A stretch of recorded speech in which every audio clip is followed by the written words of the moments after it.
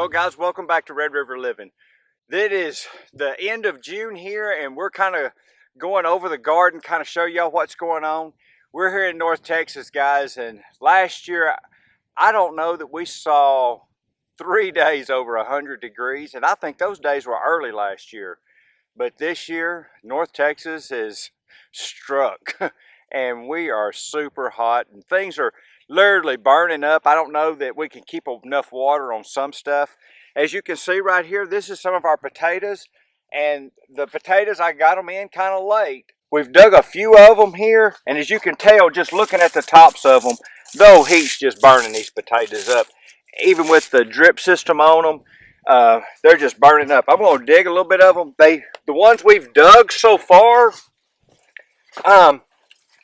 just really haven't made much, and we'll be able to see a little bit here. I think there's a few potatoes there, but as you can tell, I mean, that's it right there. So out of that potato piece I planted, we're going to end up with really 3 potatoes out of it, and then two little bitty ones. And we'll probably keep those. I'll probably put them in a soup or something, and just boil them and to have. I'm going to dig up us another one real quick. Keely kind of looked in here to the side of this hill, and I only saw that one right there. So I think I'll go ahead and dig that one up real quick too. And we're going to get the kids down here. They enjoy digging these potatoes. So I'm not going to dig very many of them up today. We just kind of wanted y'all to see that they had made a few. And there we go. I was kind of worried there for a minute. I was like, man, that didn't make nothing, but we're going to end up with a couple there. Like I said, I just kind of want to show y'all that we made a few potatoes, but the boys really like digging these, so I'm going to hold off till I can get them down here, and we can dig them with them. They really enjoy that. So. Was it 2 years ago we had a great harvest? We had such a harvest that we weighed them and we posted it, and somebody said you couldn't grow that many potatoes in North Texas. They just couldn't believe it. But we're in this sandy dirt, and like I said, I got them in late this year, and I think that's why we didn't make the way we did that first year. But that first year we planted potatoes, I mean, it was unreal. I mean, I had to go back to one of the videos to figure out how many we raised, but yeah, man, we had a bunch. Debbie's about to get in here, and I think she's going to, before it gets any hotter, she's going to go ahead and see about getting her beets and possibly working her beets up and all. They're not just super big, but she's talking about getting her beets out and canning some of those. She likes beets, so I think she wants to get these dug. I don't know if we're going to do that tomorrow or Sunday. I'm not sure when we're going to get to that. But as you can tell, we've got some empty rows right here. 10 days ago, well, it was June 19th, I believe was the date. It was Wednesday. I came out here in the corn. We were off that day, and needless to say, we had some ears that were already dried out. And I commenced to pulling corn that day, and we worked corn till about 10 o'clock that night. The 4 rows you see missing right here, and these are burning up, and the water's still on these rows right here, but they're burning up. But the 4 rows that are missing, I just been pulling them and feeding them to the cows, and they just been eating it. We just hadn't had time to pull the next 2 rows. I was pulling 2 rows a day and feeding it to the cows about every other day there. So that's what we're going to do with the rest of this corn that you see right here. We're going to pull it and feed it to the cows, and then once it gets pulled out, and we'll come back in and work these rows up a little bit, and I'll show you what we're going to plant.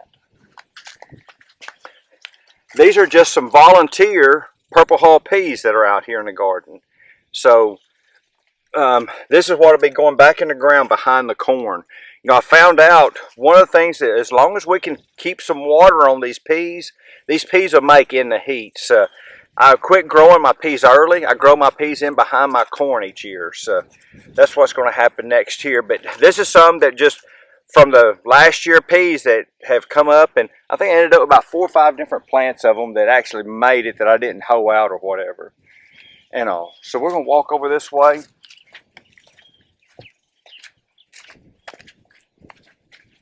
These are our speckled butter beans, and I've gone through and picked a few off of these. We have made a few early this year, but normally our butter beans have made in the fall of the year. So the fact that I got a bowl picked out of them, and you can see right here where we, there's a pod right there. They just didn't set real good, and I don't know how these don't seem to handle the heat. It'll be later this year before these probably really load up really good. Got a few cucumbers here we can pick.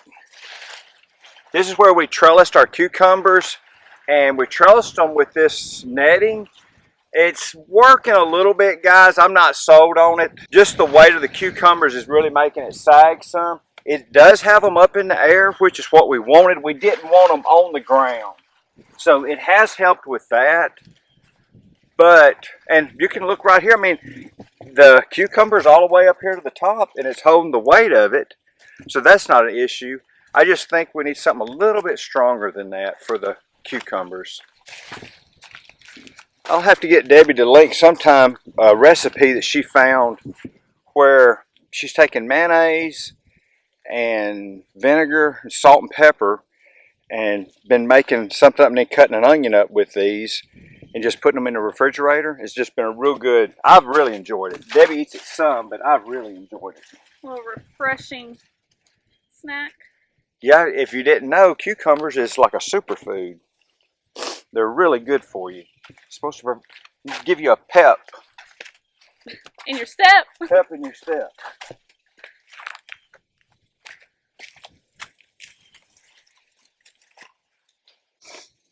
That one's trying to go back down, so.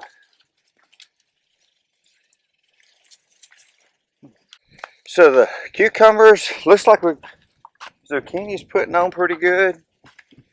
And last year, in the years past, we've always planted 2 rows of watermelons.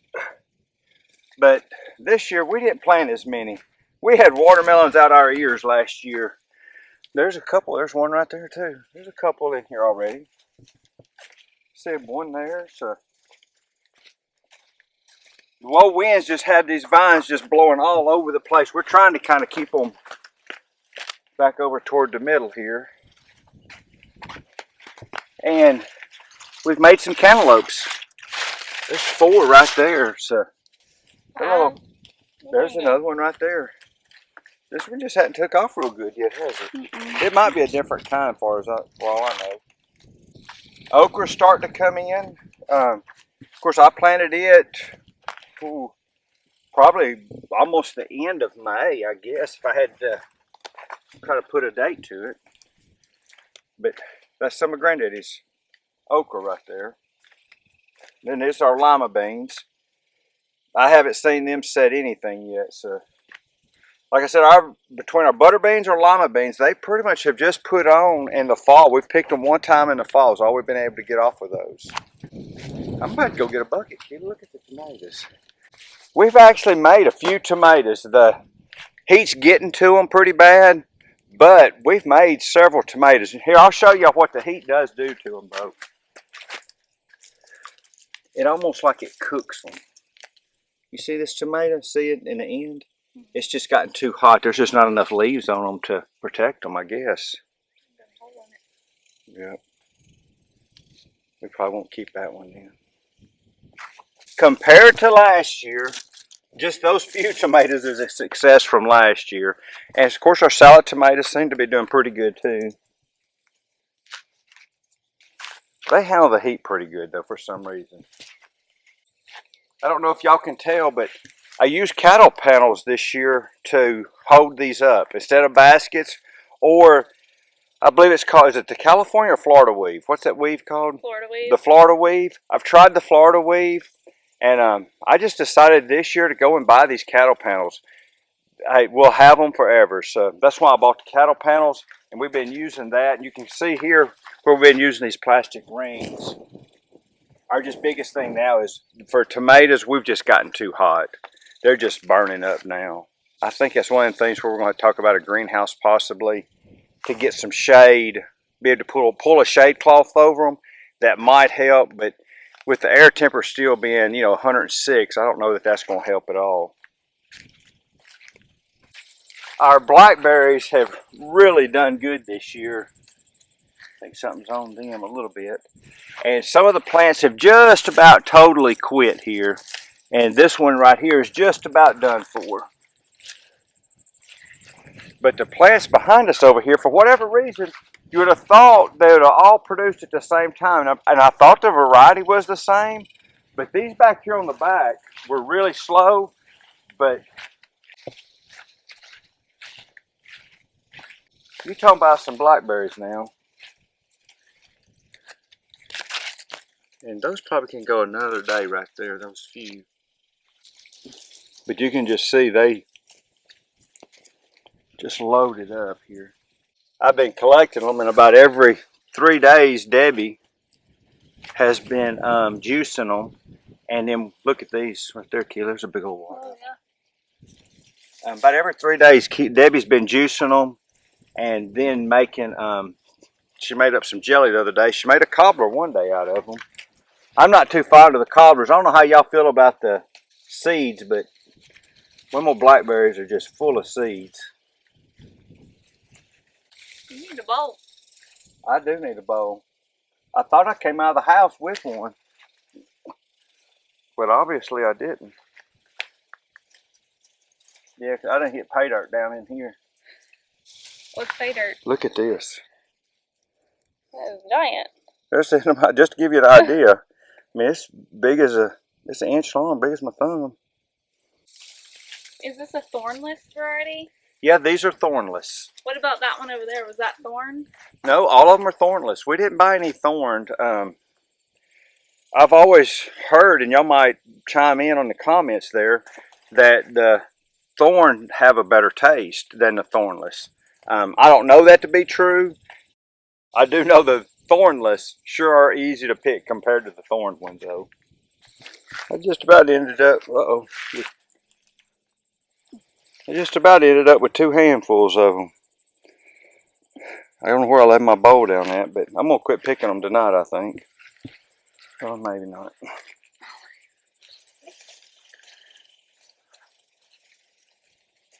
Oh, man. Look at that. Like I said, and this is the older of the plants too. Those plants are younger than these, and for whatever reason, these were the last ones to start coming in. And guys, one of the, I think, neatest things this year is we have some grapes. Last year, I think the grapevines might have made 7 or 8 grapes total, and this year, and I'm not sure exactly why. The grapes have fascinated me so this year, but I've tried to do a little bit of reading, and I might spend some time this winter reading up on these grapes. But just look at these clusters right here, these grapes. And all.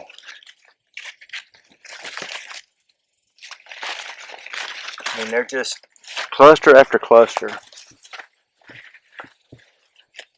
And that's on those.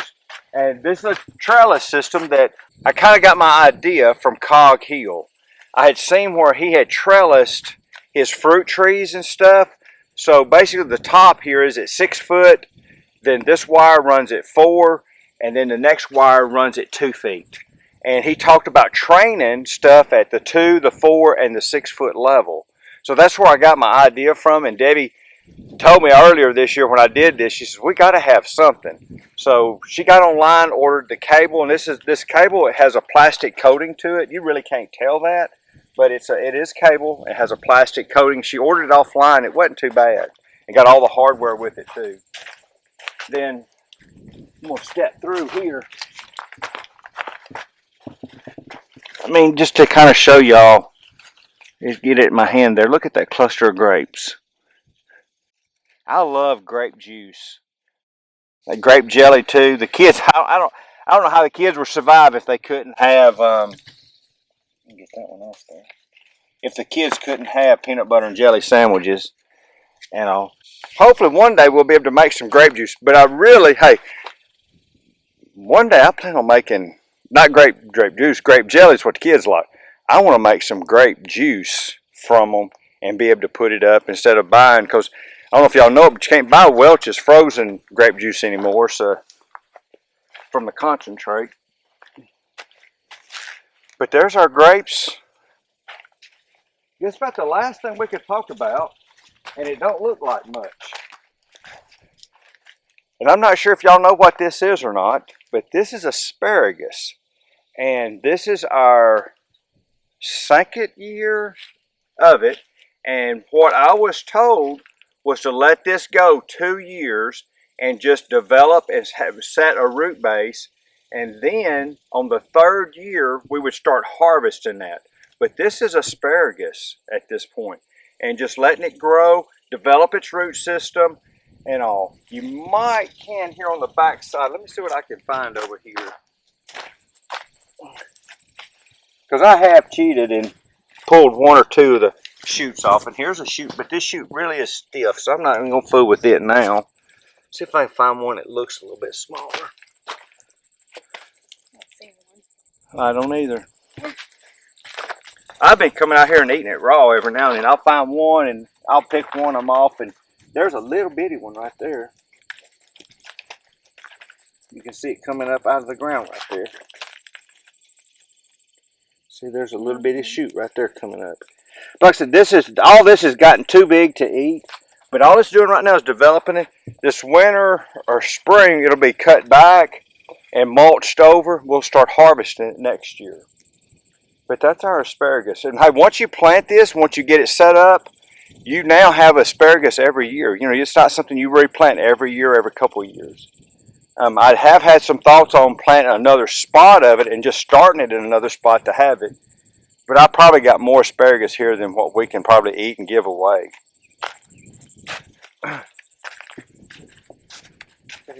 And this is the first for us this year. And this was our carrots, where we've actually grown some carrots this year. I might cheat on this one and see if we can pull this one up today.